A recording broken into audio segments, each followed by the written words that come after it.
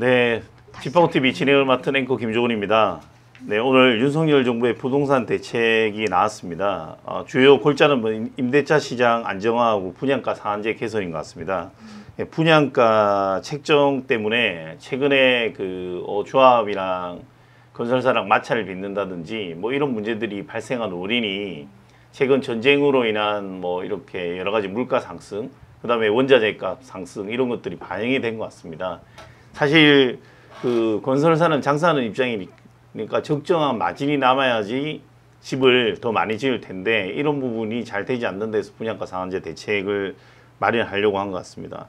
분양가 책정에 대한 조합 측과 지자체에 간 의견으로 지금 뭐 재건축 과정이 많이 지연되고 있습니다. 정부가 그래서 상한제를 합리화하겠다고 발표를 했습니다. 주로 어떤 내용이 있나요? 네, 일단 애초에 분양가 상한제 이제 폐지까지도 거론이 됐었는데 네네. 이게 이제 일부 완화하는 정책이 나왔고요. 이게 뭐 제도에 대한 개선이라기보단 현실화시킨다는 좀 의미가 있을 것 같습니다. 지금 이제 재정비 사업 쪽으로 좀 우선시해서 공급하겠다라는 것이 정부와 네네. 서울시의 주요 네네. 공급 계획인데 재정비 사업 같은 경우에는 분양가 상한제 이제 가산비라는 명목으로 빠지는 것들이 좀 네네. 부족했습니다. 분양가를 책정할 때 이제 택지비와 건축비, 가산비 요 세 가지로 네네네. 이제 구성이 되는데 이 가산비 항목에 기존에 들어가 있지 않던 재정비 사업 시에 이제 세입자 이주 비용이라던가 대출 이자 비용 네네. 이런 것들을 이제 포함시켜서 그런 것들을 좀 현실화시킨다라는 내용이 있고요. 네네.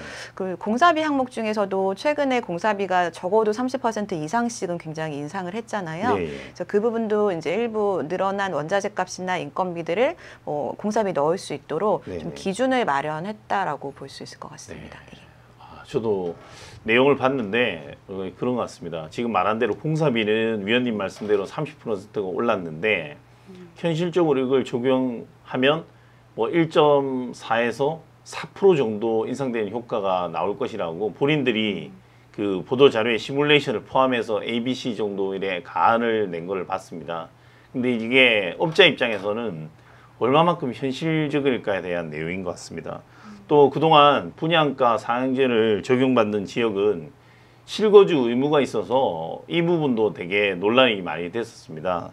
근데 이제 실거주 의무 요건이 조금 완화시킨다 했는데 뭐 구체적으로 어떤 내용입니까? 네, 지금 분양가 상한제 지역이 이제 서울에 13개 정도 구랑 네네. 또 일부에 네네. 그 동이 있는데요.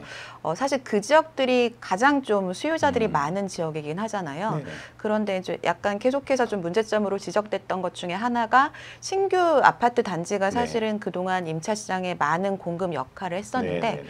분양가 이제 상한제 대상을 받는 아파트들은 네네. 즉시 최초에 입주를 해서 네네네. 공공택지 같은 경우에는 최대 5년간 그리고 네네. 민간 택지 같은 경우에는 최대 3년간 네네. 거주를 해야 되는 네네. 의무 사항이 있었습니다. 네네. 근데 이 의무 기간을 좀 이번에 폐지한 건 아니고요. 그 입주 시점을 최초 입주일에서 그냥 나중에 팔기 전이나 뭐 상속이나 증여하기 네. 전에만 거주할 수 있도록 하는 네. 그 네. 입주 시기를 조금 늦춰주는 정도라서 이 부분은 이제 임차 시장이 지금 계속해서 공급에 대한 지적이 있다 보니까 이걸 조금 완화시켜주기 위해서 이러한 대책이 좀 나온 것 같습니다. 예. 사실 뭐 이렇게 완전히 뭐가 해소됐다기 보기엔 약간 찜찜한 느낌이 있는데요. 네, 뭐 어쨌든 도움이 됐으면 싶고 분양 일정이 앞당겨지면 이 공급에는 숨통이 트이겠지만 분양가 인상은 좀 불가피해 보이는데 어떻게 보시나요? 맞습니다. 이게 새로운 이제 분양가 개선안이 적용이 되면은 이제 일부 공사비나 이런 것 때문에 갈등을 빚던 네네. 일부 단지들은 좀 약간 해소가 되면서 네네. 어느 정도 공급을 기여할 수는 있을 것 같은데요. 네네. 또 공급자 입장에서 보면은 지금 나온 요 대책들이 이제 시원하게 또 분양가를 올릴 수 네. 있는 요소로는 좀 부족하다는 부족하다. 얘기들도 있는 것 같습니다. 근데 공급은 이제 그렇다고 치지만 이제 분양가가 소폭 올라가는 거는 이제 자명한 부분인 것 같거든요. 네네. 그래서 지금 이제 9억 원이 전체 분양 금액이 9억 원이 넘어가 버리면 네. 중도금 대출이 안 되잖아요. 네네네. 근데 이렇게 돼버리면 이제 9억 원이 넘어가는 아파트 단지들이 많이 나오겠죠. 나오겠죠. 예. 그래서 오히려 이 부분이 또 그 분양을 받는 무주택자들 서민들 입장에서는 네. 분양가 인상하는 부분 때문에 대출도 안 되고 또 더 분양받기 어려운 그런 상황이 올 수도 있을 것 같습니다. 그래도 보니까 지금 말씀하신 대로 이거는 9억이 넘어가면 사실상 오히려 뭐 지금 뭐 집이 선순환이 돼야 되는데 대출이 안 되면 사기 힘들어지고 또 뭐 재건축 조합도 마찬가지지만 이거 대출을 감안해서 해야 된다는 또 단점이 있고 근데 앞서 보니까 대책 중에 지금 9억 기존에는 민주당이 낸 정책이 이게 집을 9억 이전에 샀는데 9억이 넘어가면 대출했던 걸 회수해야 된다. 근데 이거는 이제 회수 안 해도 된다. 이 정도 완화해 준 것 같습니다. 뭐 이건 제가 봤을 때 혜택이 될 수 있을 것 같은데요. 어쨌든 하반기에는 공급이 좀 이루어질 것 같기는 한데 그럼 청약 시장은 좀 활기를 띨 것 같이 보이나요? 이게 앞서 말씀드린 그 대출 부분이 네네. 또 약간 이제 후속 대책으로 네. 나와야지 좀 청약 시장에 영향을 줄 수는 있을 것 예, 같습니다. 지금 이제 같이 나온 자료를 보면은 생애 네네. 최초 주택 네네. 구입자 LTV 완화 부분이 네네네. 나와 있잖아요. 구축을 살 때는 LTV를 최대 80%까지 완화를 해주면서 이 부분은 소득이나 주택 가격 조건이 없거든요. 네네. 그래서 15억이 넘어간 아파트를 하더라도 80%까지 대출을 받을 수 있는 건데 오히려 신축 같은 경우에는 9억 원이 넘어가 버리면 네네. 이제 HUG 그 주택보증공사에서 네네네. 보증을 안 서주기 때문에 대출이 네네. 안 되는 약간 아. 신축과 구축의 형평성 문제가 네네. 지금 좀 지적이 되고 있습니다. 네네. 그래서 공급이 시장에 나올 수는 있겠지만 대출이 중도금 대출도 안 되고 뭐 잔금 대출 때 또 DSR을 적용받게 되면은 네. 개인별로 이제 자금 여력이 너무나 차이가 네네. 나기 때문에 네네. 본인의 현금 여력을 체크해보고 당연히 청약을 하겠죠. 네네. 그래서 청약 시장의 활기를 좀 띠려면 이런 부분들도 좀 또 조정이 필요하지 않나. 예, 한마디로 생각이 됩니다. 활기뛰기 힘들다는 그런 얘기네요.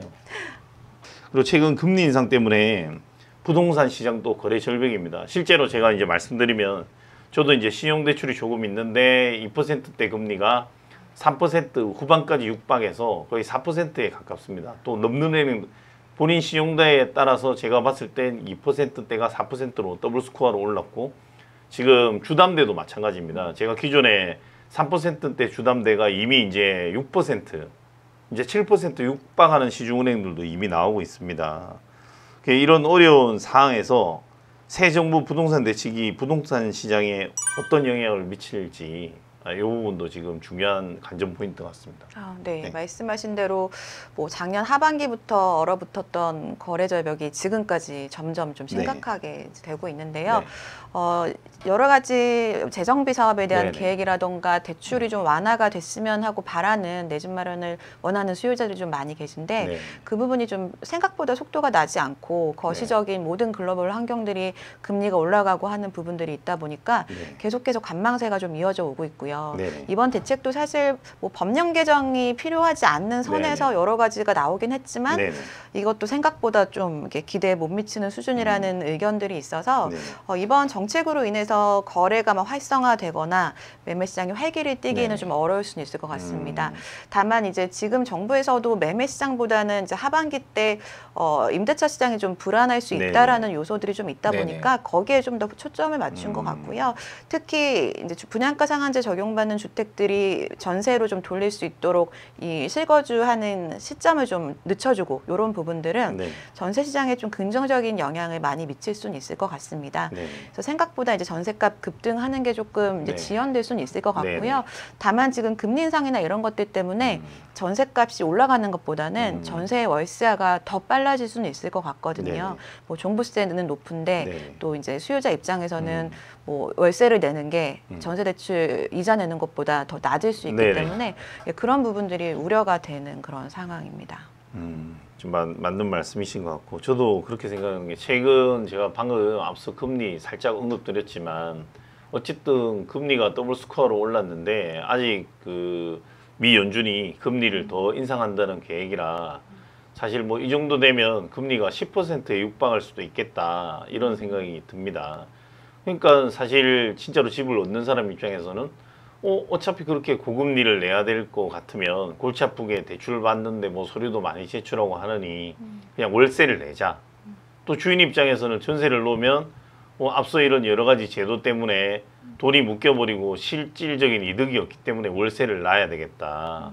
그래서 이런 안정화 대책을 냈지만 위원님 말씀하신 대로 조금 시장에서는 사실 살짝 좀 기대에 못 미친다 생각에 아쉬운 입장이 좀 있고 또 한편으로 여소야대 국면에서 좀 민주당의 동의를 받아서 뭐 받기 불가능하다 뭐 이런 입장도 많이 저도 들리겠지만 받아서 조금 더 한 발 나아가는 정책을 내놓으면 좋지 않을까.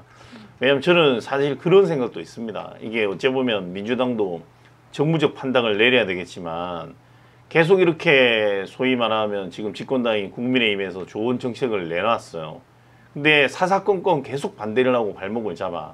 근데 어차피 지금 국회의원 선거가 좀 시간이 길긴 하지만 남아 있습니다. 그럼 국민들이 어쨌든 이럴 때 다 지켜보고 있다는 것까지 감안하면 무작정 반대하기는 어렵지 않을까. 이미 또 기존에는 부동산 시장 안정화라는 이야기를 했지만 대부분의 전문가들은 부동산 시장이 침체기에 접어들고 있다. 뭐 우리도 지금 버블이 집값이 고점이라는 인식 때문에 버블 꺼질 때까지는 거래가 안 될 것이다. 그러면 사실은 가장 경제 활성화나 선순환에 큰 영향을 미칠 수 있는 뭐 또 정부 입장에서 세수 획득에 가장 큰 수단인 부동산이 침체되면 제가 볼 때는 정부도 세수 확보에 좋지 않게 영향을 미칠 것이고 또 국민들은 뭐 막말로 집을 사고 파는 과정에서 부동산은 수수료를 받고 또 집을 사고 파는 사람은 집 사서 좋다고 집들이도 하게 되고 외부에서 고기도 사 먹고 이런 선순환이 안 되는 구조가 될 수 있다는 점에서 조금 정책을 포지티브하게 생각할 필요가 있다고 생각합니다. 네, 오늘 그 김여선 위원님 모시고 좋은 이야기 많이 나눠봤습니다. 네, 정부도 조금 더 이런 이 전문가들의 의견을 경청해서 좀 한 발 더 앞서 나간 정책을 내놓을 것을 기대해 보겠습니다. 네, 시청해주신 시청자 여러분 감사합니다. 좋아요, 구독 눌러주시면 감사하겠습니다.